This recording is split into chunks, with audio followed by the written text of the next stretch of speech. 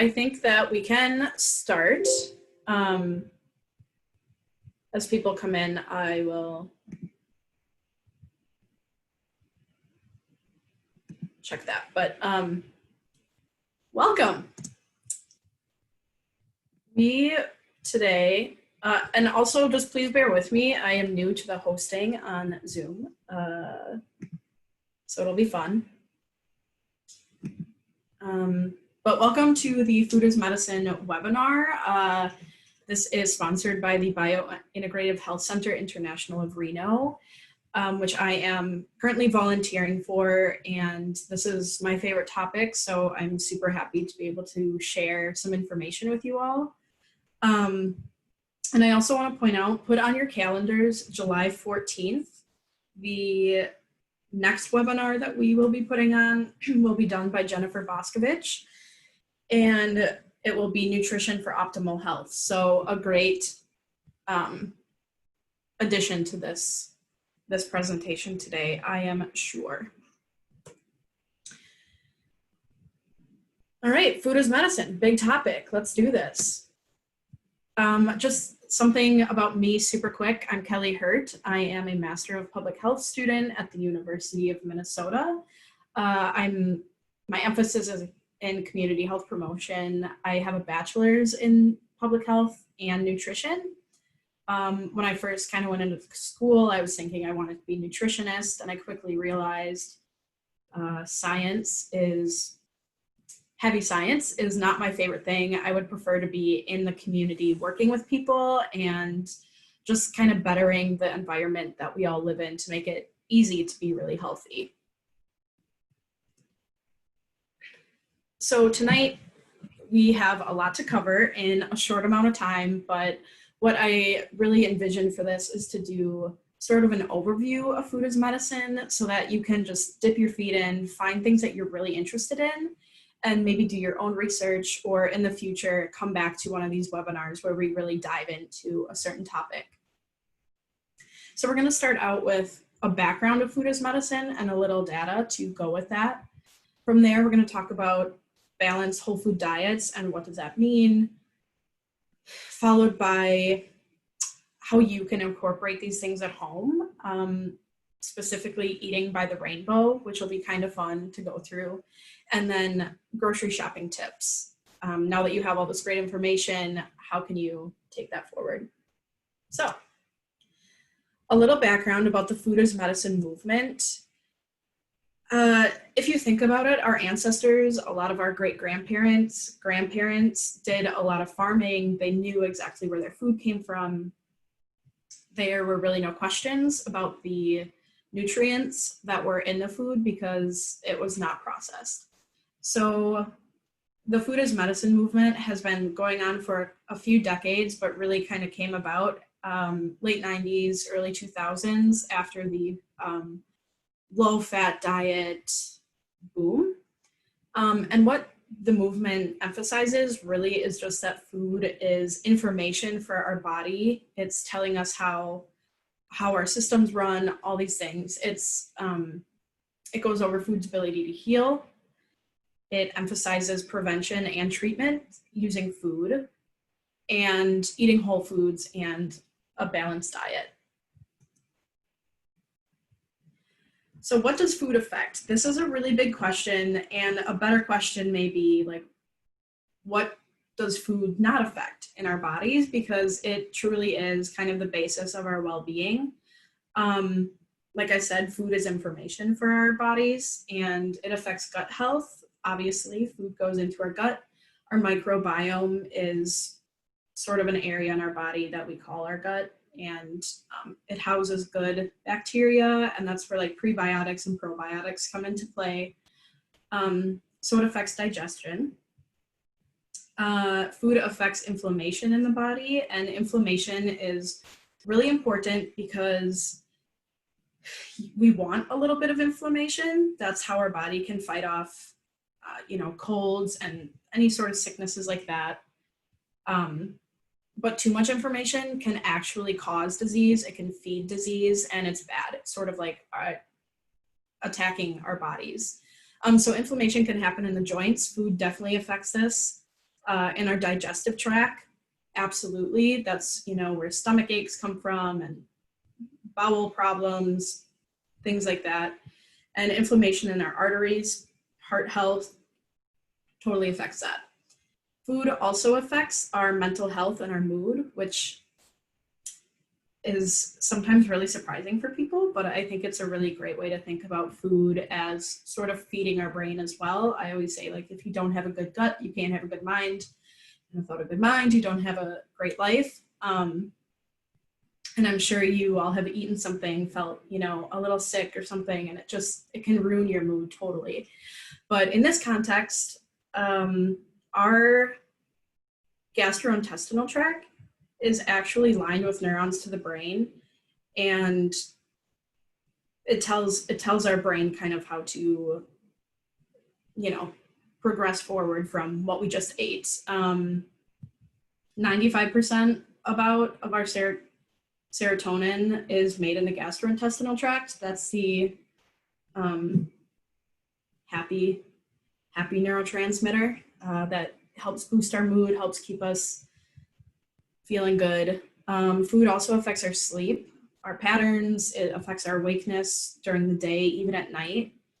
And there's a really big tie between sleep and digestive problems like IBS and a GERD. And there's sort of like, if you have bad sleep, you're more prone to these problems. And if you have these problems, they will keep you up at night. And it's just like a vicious cycle. So really honing in on how we can regulate our bodies to sleep well and fight off that disease, illness, whatever. Food also affects oral health. I absolutely love the topic of oral health because it is forgotten about quite a bit, but our gut actually decides sort of what's going on in our mouth. Bad breath can be caused by an overgrowth of bacteria in the gut. Tooth decay, that can happen from also gut problems, and that can also happen from drinking, you know, sugar sweetened beverages, eating a lot of sugar. And diving into a little bit more of the science statistics part of food as medicine, this is a graph of the top 10 global causes of death in 2016. And we can see that 6 out of the top 10 leading causes of death are non-communicable diseases, which means they are probably preventable. And if we dive a little further into that and look at just those top 3, heart disease, stroke, and COPD, the top 3 risk factors are poor diet, lack of physical activity, and tobacco and or alcohol use. So the top 3 factors for the top 3 leading causes of death in the world are preventable through lifestyle factors. Now, of course, there's, you know, genetics and things come into play, but for the most part, we should not see these as the top 3 causes of death. And there are so many systems that come into play when we're looking at how can we address all of these. So today we're just going to focus on, well, what can I do to keep myself a little healthier? And I want to reiterate this because it is so important. The top risk factor for the world's top 3 deadliest diseases is poor diet. So one of my questions is, like, why do we not talk about this more in healthcare? And in the last 10 years, it's definitely been getting bigger. In the last 5 years, I would say it's been sort of booming. 2 main ways that we're talking about this in healthcare, or getting food to people to help them heal or to, you know, keep them out of the hospital. The first one is using prescription food pantries. So most times this is for people who are food insecure, meaning that they don't always have access to food.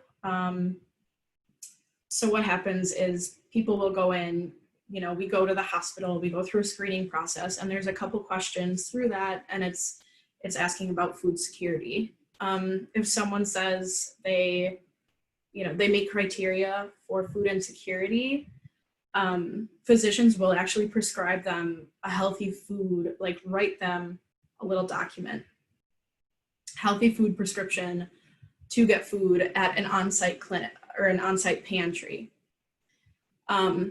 So that's really cool because these patients who are food insecure probably don't have the means or the knowledge to get healthy food. They actually leave their clinic, their doctor's appointment, with a bag of healthy food. There are many studies and many pilots going around, both in the US and around the world, at how much this can actually affect health. And it also removes the stigma of going to a food bank. Second, medically tailored meals. These have been around for a little longer, but what it is basically you're getting that prescription to get meals usually delivered to you. These are really for chronic diseases. And these meals are specific to a disease state. So a lot of places will do, heart healthy. Some do cancer treatment meals, which is like the flavor of the meals isn't so much, so that nausea and things like that aren't a huge problem. These meals are actually shown to reduce hospital admissions and reduce healthcare spending. So just kind of like a fun thing to note. And that's great, but how can we keep ourselves out of these situations where we need a food prescription? And that's by eating a balanced whole food diet. So what does that mean? It means that we need to eat a variety of whole foods. Whole foods meaning not processed foods, foods that come right from the earth. It means eating the rainbow. Veggies with every meal is a really great way to get that done. And I noted here, yes, even brekkie, veggies are a great savory addition to any breakfast, sauteing vegetables with your eggs, things like that. And it's just nice to have a little extra color on your plate. We should also be eating healthy fats, like olive oils, avocados, salmon, nuts and seeds that are filled with those omega-3s, really good for our heart, really good for our brain. And we should also be eating nutrient-dense whole grains, and that can be just switching out, if you eat white rice normally, try some brown rice, try some quinoa sometime. They're really not that different. Also, when you're eating a balanced diet, think about reducing your red and processed meat intake. These meats are usually really high. No, these meats are high in saturated fat and cholesterol, which clogs our arteries. Reduce your processed food intake. So that's, all the snacks in a box, it's chips and things like that. And reducing added sugar intake. They hide in just about everything. Corn syrup, high fructose corn syrup, and anything in the ingredients list that ends in ose is sugar in disguise. And it's not natural sugar. It's highly processed, so stay away from that. This is the Harvard Healthy Eating Plate. It's just a really good visual to take into consideration when you're let's back up a step. I just want to note that eating healthy can be really hard if it's not something that you've done your whole life. Eating a balanced diet can be really hard, introducing new foods you may not be used to. And this is just a great visual to say, like, okay, if half of my plate is fruits and veggies and only a quarter of it is a healthy protein, I'm doing good. No calorie counting, none of that. It's not needed. If you're following something like this, if you're including healthy oils, that's something I love about this versus the USDA My Plate. It doesn't include healthy fats, and it has a cup of dairy on the side for each meal. And while dairy is, has its place, we definitely need to limit it. It can't be, we shouldn't have it with every meal. Our bodies just weren't made for that. So the healthy eating plates puts water on the side and gives you other options like, hey, you can also have tea that's not sugar laden. You can also have coffee that's not sugar laden. But yeah, just try and limit dairy and milk to 1 to 2 servings a day and avoid those sodas and those sugary drinks that are just so good. They're not great for you. Yeah, so I also love this little stay active guy in the corner person because it really makes that tie between healthy diet and staying active and really that importance of just balancing everything out in your life and really optimizing your brain's health and your body's overall well-being. So now that we know sort of what like a really healthy plate looks like, a little guideline, I kind of want to jump into, okay, you know, now I know why it's really important to value food. I know what I should look for as a layout of my plate. Now let's dive into, okay, well, how do I fill my plate? How do I maintain that balanced diet? And as I shared earlier, that can be done through eating the rainbow. And what that means is, I'm just gonna go forward here and see, okay. So eating the rainbow means just that. Like we want to have a colorful plate because that's where all of our really nutrient dense foods are. And a nutrient dense food is one that isn't very high in calories, but basically it's like getting the most bang for your buck. So you eat something that is really rich in nutrients, it's gonna hold you over for a long time. It's gonna taste good, it's gonna be all these things, versus a food that's super high in calories and it like tastes good for a second and then makes you, you know, feel a little sick and you're hungry an hour later. So let's eat the rainbow. An easy way to remember this. So obviously we're going to start with red, but I just want to say that fruits and vegetables are full of antioxidants, which is sort of a buzzword, like a superfood type thing. They are amazing nutrients that help our body fight off disease in so many ways. And each color kind of signifies a different antioxidant and a different property that it has. So I just highlighted a few of like what these things are famous for, I will say. So red foods are known as anti-inflammatory and immune boosters. So we can think about that in like strawberries and things like that, or like vitamin C, that's so good. The food that I decided to highlight is red lentils. And the foods that I really chose because they are very nutritious and they have medicinal properties for sure. But also I chose foods that are not hard to attain. They're common things in the store and they're relatively cheap, especially for the nutrition that they have. So red lentils are in the legume family. They're sort of related to like beans and stuff. The benefits are that they are really high in plant-based protein. So people who are vegan or vegetarian or just want to reduce their meat intake, this is a great way to make sure that you are getting good protein. 1 cup has about 18 grams of protein and 15 grams of fiber. And I'm telling you, if you eat a cup of lentils, you will be like, oh my God, I am so full. And that's really important because as adults, we want to get between 20 and 30 grams of fiber each day. For our younger ones who are joining, we don't need quite that much, but fiber is still really important in sort of like cleaning out our digestive tract and making sure that no toxins are left in there from the things that we're eating. Red lentils are also really high in folate. Folate is a B vitamin that helps form and maintain healthy red blood cells, helps us fight off disease. And folate is really important for everyone, but especially when you are pregnant.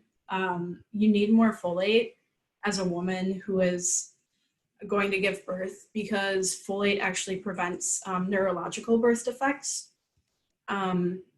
Red lentils are really high in iron. Again, a great meat replacement because so many women are iron deficient due to menstruation.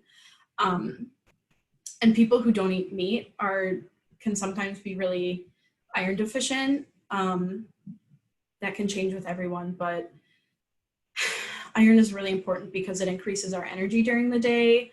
And iron is best absorbed when we're eating vitamin C. So you could make a little red lentil dish with some tomatoes and peppers, and you're gonna get all those great nutrients. How to use red lentils? You can use them in place of beans. You can use them in place of meat. I usually add them to soup, or I will make a lentil burger. There's so many recipes online for that. And I know that I've been kind of driving the fact, like, don't eat processed foods. And we'll talk about that later. Some processed foods are better than others. You have to look at the ingredients. They do make red lentil flour pasta noodles, and all that's in them is red lentil flour. And you get the same amount of protein. They are a great substitute for regular noodles. Let me grab a quick sip of water here. Okay. Orange foods are really great for regulating our endocrine system, which is our hormones, and our reproductive health. Hormone imbalances come in a variety of, I can't think of the word, factors. They show up in different conditions. And that's a whole nother presentation. But the orange food that we are going to talk about is turmeric. I'm sure many of you have heard of it. If you haven't, it is a root that has been used in Eastern medicine for centuries. It is truly a medicinal food. A lot of times it's found in the powder form. And the benefits of turmeric is that it is anti-inflammatory, and which can reduce pain associated with arthritis. This one really helps our joints and things feel a lot better. It also helps a lot in digestion, so anti-inflammatory there. I didn't include any research on this because it's pretty preliminary, but they're looking at turmeric and Alzheimer's prevention. So that'll be really interesting when more concrete research comes out. Turmeric also helps speed recovery after a workout. It reduces muscle soreness, which can be great for athletes, or even if you're just getting into working out or going on longer walks. Turmeric is a great thing to include in your diet. Turmeric also has antioxidants, but the best thing about turmeric is that it actually boosts our body's antioxidant activity. It's sort of like activates it. Like, imagine the energy someone brings into a room and you kind of cling on to that energy. That's sort of how turmeric works as an antioxidant, which is so cool because you don't need that much to kind of activate that whole system. How to use turmeric, if you've never used it, powder is the easiest. It's like a spice. You can get it in the spice aisle. You can get it as a root. Those are sometimes harder to find and definitely more expensive. But you can add 1/2 to 2 teaspoons to scrambled eggs, to rice dishes. You can add it to soups and curry. I make my own vegetable broth with leftovers, like food scraps, and I'll put so much turmeric in there. And it adds a good like earthy flavor and then really helps flavor food later on. One thing in turmeric is that you want to include black pepper when you eat it because that really maximizes its effect, and it's just really important that you eat them together. So next on the list is yellow. Yellow foods are beautiful, like all other foods, but they are also really great at supporting the microbiome, really kind of like regulating the good and bad bacteria. in the gut, and in turn that helps a lot with digestion. So I chose ginger, another root sort of spice.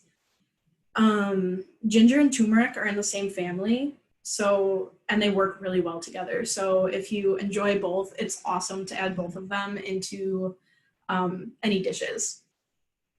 Some benefits of ginger is that it's actually anti-nausea, and it helps with morning sickness. It's actually can be prescribed for morning sickness, even in America.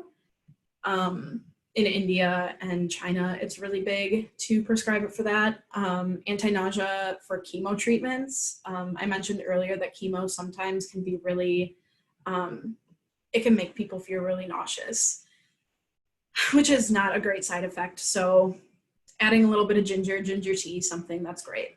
It also helps with upset stomach or, the flu, those upset stomachs. Ginger also reduces pain with menstrual cramps. It's anti-inflammatory, so it can be really helpful for women who are suffering from that. Ginger also reduces hypertension, which is great for our heart, and it is antibacterial. Again, I mentioned that it sort of helps regulate the microbiome. If there's too much bad bacteria, it'll get in there and sort of help bring it back to normal and get your gut feeling good again. So some of the best ways to use ginger, you can make tea with it. You can just kind of use the root and cut off a chunk, put it in hot water and let it sit for a little bit. You can use fresh ginger, you can grate it, you can mince it, whatever, kind of like garlic. And it's really great in rice dishes, Asian cuisine, things like that. It's also great for adding flavor to baked goods, and just, it kind of has that sweet snap, like ginger snaps, but homemade ginger snaps. They're pretty easy. Look into it.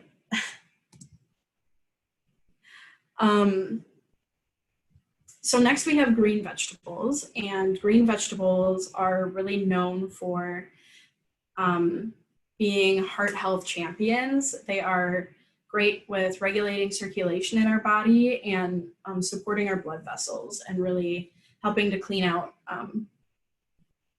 those things and helping our heart, work as well as it can.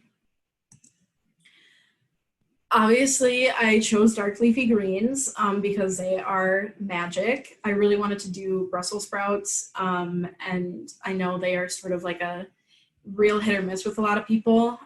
So I guess dark leafy greens is just something that I thought was really easy to incorporate into your daily diet or semi-daily diet. Benefits of leafy greens: they are high in vitamin K, which is great for our heart, as I mentioned earlier. They are a great source of magnesium, which is really helpful in promoting sleep and bone health. A lot of times people have to supplement with magnesium, and if we can just up our intake of some dark leafy greens, it would be the best way to get that. One analysis of a lot of different studies said that almost everyday consumption of these dark leafy greens could reduce our risk of cardiovascular disease by almost 16%, which, going back to that top 3 leading causes of death in the world in 2016, heart disease is the first, the top leading cause. So if we could just eat some more greens, that would be awesome. How to use them in salads. Leafy greens mean things like spinach and chard and arugula sometimes mix in there. The beautiful thing about these is there's so many options, so you can kind of pick and choose what you want to eat. You can also saute it with breakfast foods. For me, I personally saute spinach with my eggs. And it's just like a great way to get a cup or 2 of spinach because it cooks down so much. and you can mix them into smoothies, you can mix them into rice bowls or other sort of bowls that you're making, whatever best suits you. So now we're on to the beautiful blue and purple foods. These foods are really there to support our cognition, our memory, our cloudiness, and kind of just clearing our mind in that way. And they're also here to support our cardiovascular health, which all of these foods obviously affect our heart health, but these ones are also really champions for it. And tonight I'm highlighting purple cabbage, which is also referred to as red cabbage sometimes. Purple cabbage is pretty amazing. It is high in vitamin A, C, and K, which altogether are really great with maintaining bone strength. A and K and together are really great with that. It improves cardiovascular health, and 1 cup of purple cabbage actually contains 20% of our daily recommended intake for vitamin A and about 80% for vitamin C, which is crazy. A lot of times I think we like to think of fruits as the real vitamin C champions. Vegetables are as amazing, and purple cabbage is a great way to increase that intake. It's also really high in antioxidants, which I talked about as sort of just great at disease fighting.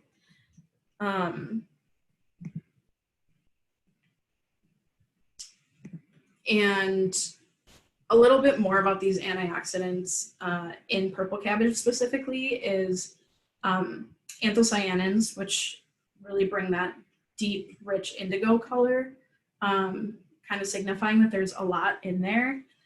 They promote heart health, and they fight disease in so many ways. And I think I should touch on, I'm not sure if I've done a super great job of this, but antioxidants are really, they fight against cellular damage by, there's these things in our bodies called free radicals, and basically what it is, like picture a room and there's like dust flying around. Those pieces of dust, think of as free radicals, and they're toxins in our body that have just sort of like broke off from different things. Stress and, you know, what we're eating all plays a role. So antioxidants sort of like go and eat up the free radicals and get rid of them. Purple cabbage also is one of the most nutritious vegetables. It has more nutrients per cup than many others, which is pretty cool. Different ways you can use this is chopping it up and mixing with those dark leafy greens, which are also great for us, and adding it to salads, and or you can make coleslaw. There's some really great coleslaw recipes out there that are oil and vinegar based. There's some that are Greek yogurt based if you love that creaminess, and they make a great side dish to so many meals. My favorite thing to do with purple cabbage, and honestly why I picked this, because I'm such an advocate for eating this vegetable, is baking cabbage steaks. You can also grill them, but sort of like cutting off a 1/2 inch or 1 inch steak of the cabbage and baking it with some olive oil and salt and pepper for like 20 minutes, and then making a Dijon mustard sauce for the top to drizzle. And it is like candy. And I have a sweet tooth and I absolutely love chocolate, and I tell you, this fills it for me sometimes. I'm not even lying. Another great thing about red or purple cabbage, and why I wanted to highlight it, is because it's relatively cheap and it can stay in your fridge for quite a while. It won't go bad after a few days, like some other foods.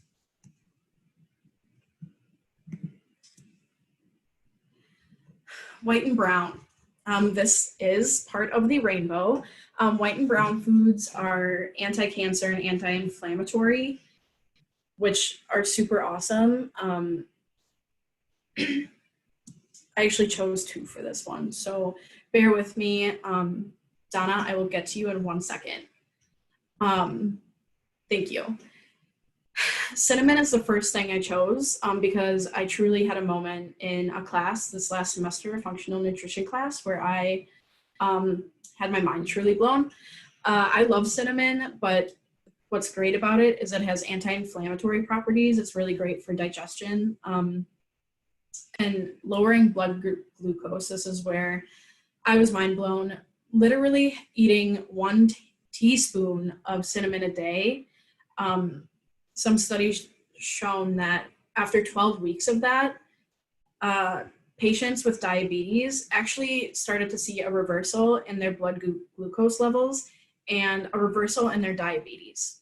So it has anti-diabetic properties with just 1 teaspoon a day. Amazing. It also helps lower cholesterol. So how do you use it? Again, it's super versatile. Put it in a smoothie, in some oatmeal, coffee, it can be really good with. Or if you like yogurt and fruit or granola and yogurt, add some in there.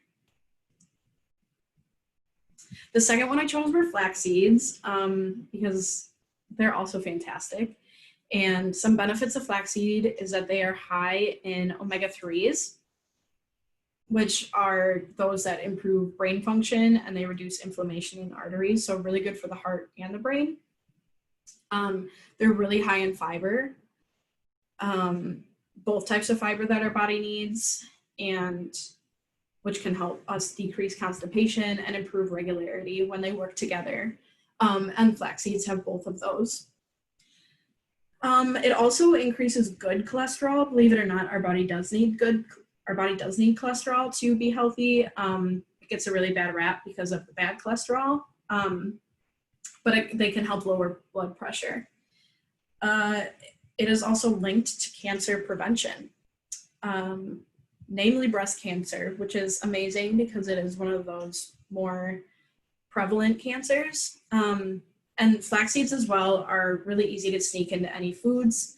You can sneak just a tablespoon of ground flax seeds in baked goods, salads, salad dressings, smoothies, dips.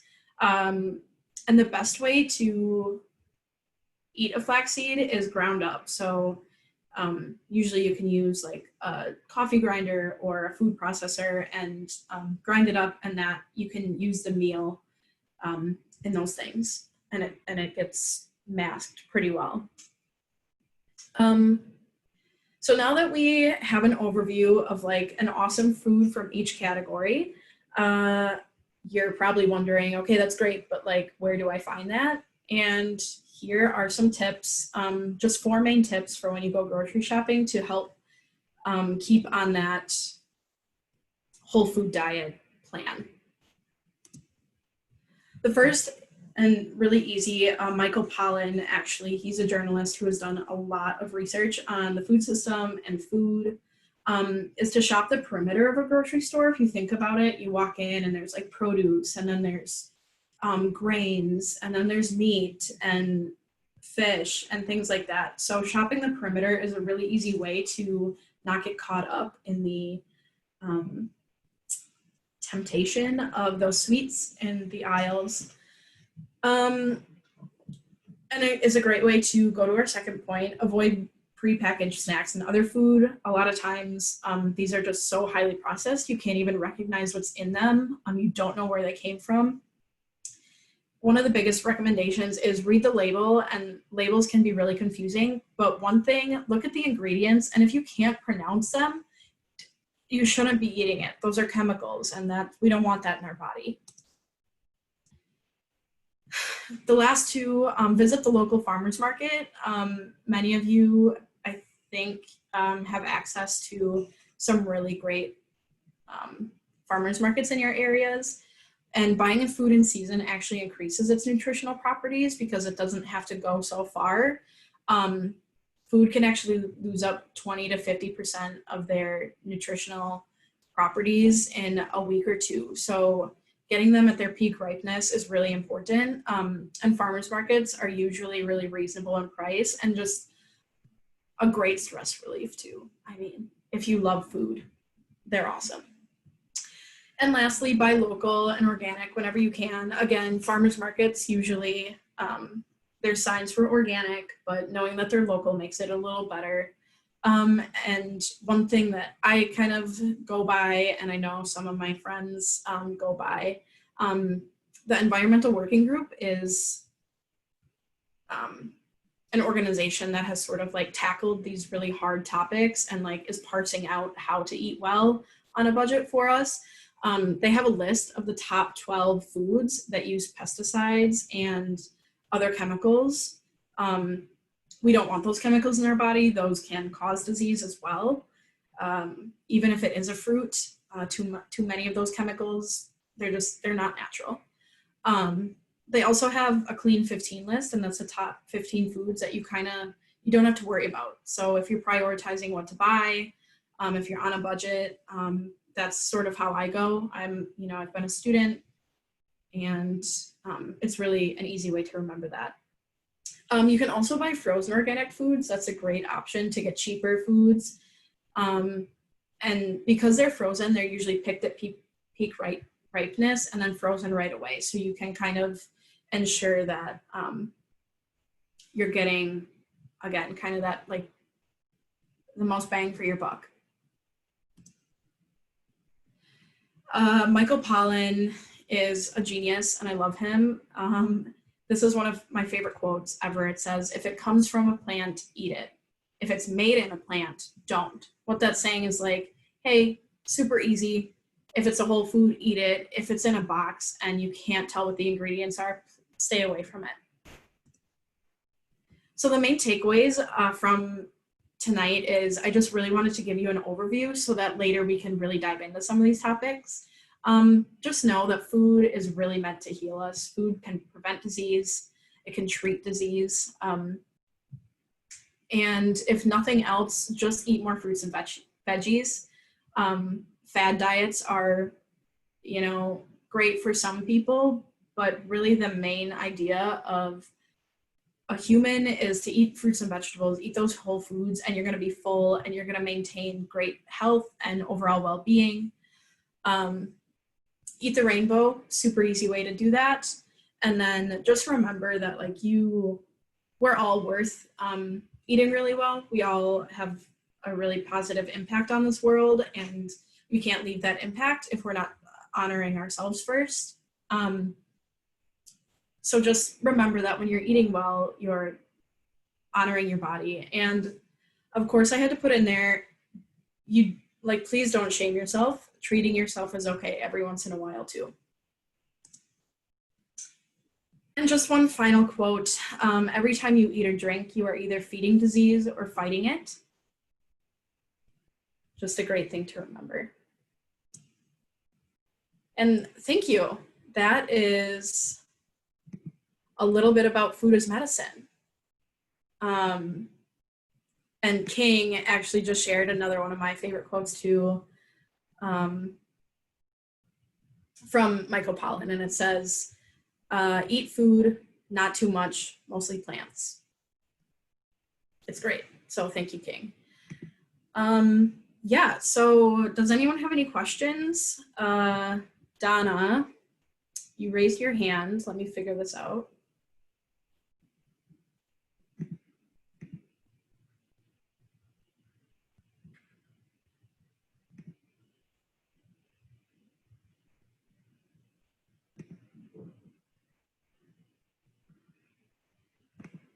Okay, I allowed everyone who did not have the chance to unmute themselves. I have given you the power. So if you have questions, please speak up. I'm checking the Q&A. Hi, Katie. She asked, what's a good way to know and remember how much water intake you should have each day? Yeah, really trying it, around 10 8-ounce glasses of water, especially living in Reno where it's really hot and your body just needs more water to stay hydrated. If you work out, definitely up your intake of water.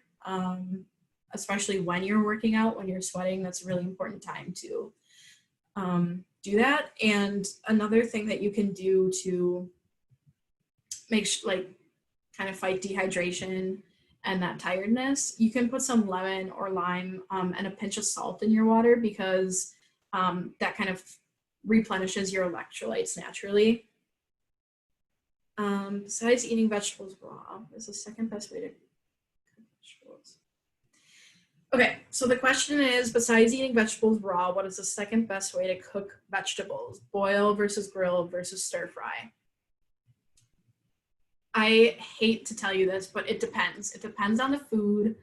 For example, the cabbage, it can actually lose some of its nutrients when it is cooked. But it's still packed full, so you don't really have to worry about that much. Sauteing is totally fine. You know, use some avocado oil is really good to saute in. Coconut oil is. Boil, if you're boiling them, something that I would say to ensure that you're still getting a lot of those nutrients, because some are definitely boiled out. Save that water. For example, like when you steam or boil broccoli, it gets like, the water gets really green. Save that. You can freeze it and you can use it to like cook rice in later, or yeah, the next time you boil a vegetable, you can boil it in that. So there's ways to kind of preserve that, if I may.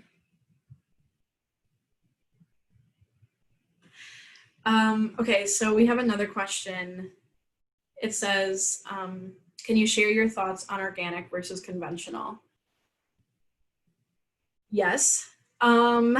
My thoughts on organic versus conventional are driven by, you know, it's unfortunate that we have kind of gotten into a place in society where we feel that conventional farming is the only way to farm. Conventional farming definitely has its place. And that can be for those foods that you don't have to use a lot of pesticides on. Organic is really great for preserving the land. And again, that could be a whole nother presentation on like crop rotation and soil, because actually what our food is planted in really makes a difference. I don't know if that's a great answer, but I think that, you know, to eat completely 100% organic is really hard and it can be really expensive. So I would just kind of stick to those Clean 15 and the Dirty Dozen. I included links on this next page. And I included the Clean 15 and the Dirty Dozen. So definitely check those out.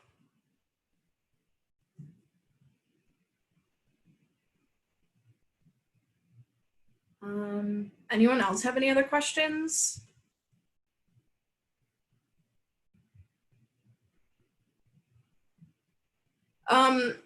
So yeah, I just want to leave you with a few of my favorite resources. I could list a whole bunch and overwhelm you, so I don't want to do that. But Food is Medicine Coalition at the top is just sort of a nationwide organization that is really fighting for food as medicine to be just a regular part. A regular part of our society and our healthcare system. And I'll just say super quickly, I will be sending out this PowerPoint. You will have all these, and there are links. And there will also be a poll that it would be great if you could do if you have to go. So I included True Food, and it's a book done by the National Geographic, and some really great information in here on just a really simple way to eat healthier. And it's really interesting. So there's recipes in there, and there's like history of land use and agriculture, and it's fun.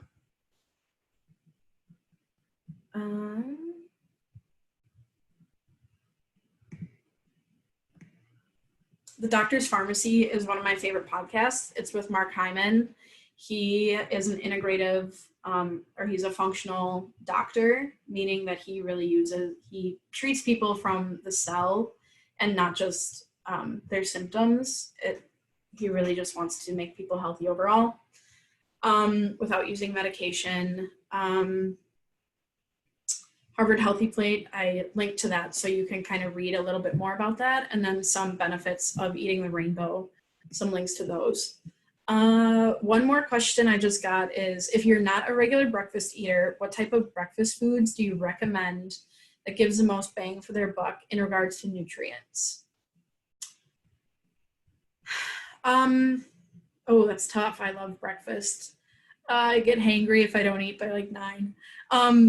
But I think it depends. Like if you are a meat eater, if you like eggs, definitely some scrambled eggs, but to really up the ante on those is, saute some onions, some spinach, some peppers, even broccoli is really good in there, and then put some turmeric and black pepper in with it. It gives it like a really savory, like restaurant feel. And you're like, oh, I just made that at my house. I'm awesome. Oatmeal is sort of a go-to for a lot of non-breakfast eaters, and I would say that it's not the best option, just because it kind of messes with your blood sugar, unless you're putting protein in it. You're putting flax seeds, you're putting pumpkin seeds, nuts, other things in there, then it can be a really healthy breakfast. Stay away from most granola bars. They are glorified candy bars. But I would say if you want to, just grab something for breakfast super quick, have a couple pieces of fruit. Just kind of get something in there to kickstart your metabolism. And if you want more on that, I can totally email me and I will send you some super quick recipes. One of my favorite quick breakfasts is, especially if you're not a breakfast eater, it's easy to take with you to work and pull out at 10 a.m. if you get a little hungry, is overnight chia pudding.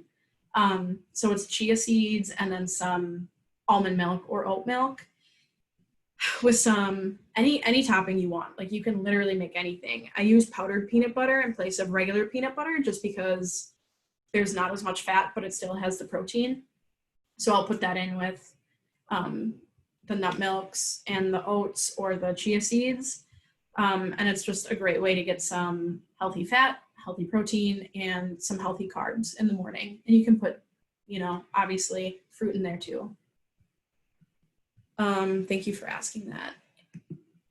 Okay, so what are my thoughts on intermittent fasting? This is a super controversial topic. I think that intermittent fasting really works well for a lot of people. I've done it. I did it when I was doing a special elimination diet for my stomach. I've struggled with digestive issues since I was 10. So that's, I think, why I love talking about food so much, is I know how much it can affect you negatively, even if you eat a really healthy diet. So my thoughts, definitely give it a try. But the thing is, you don't have to go extreme with it. If you eat dinner at 5 p.m. and you don't eat dinner until 5 p.m. the next day, you could do that once a week, twice a week. When I was doing it, I did it once a week, and I just drank coffee and tea, black coffee and tea during the day, and that was totally fine. And it worked well for me then, kind of in that season of my digestive journey. But also intermittent fasting can just be our bodies are designed to fast. And that's why we sleep and things get rebuilt. So if you're eating dinner at 5, just don't snack the rest of the night. And then wait until you have breakfast the next morning. And that's basically intermittent fasting. It's like 14 hours without food. And your body is working to repair itself, which is kind of awesome. You can also, I would say you can play around with it. I guess I don't know your health status, but if you're generally healthy, I think that you could try it, and if it works for you, it works for you. But I will say I don't think it is a sustainable type of diet plan or way of life. But I think it's definitely something to try to include every now and then to help our body reset.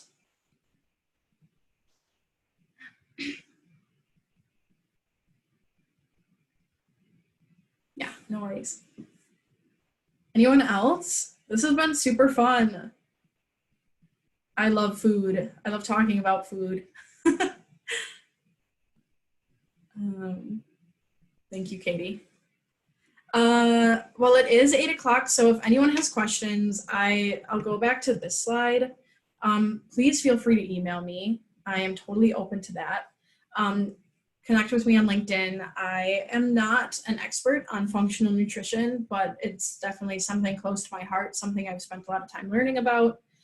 And I'd be glad to either help you or lead you to good resources. Yeah, and if you could just fill out the poll before you go, that would be awesome. Thank you.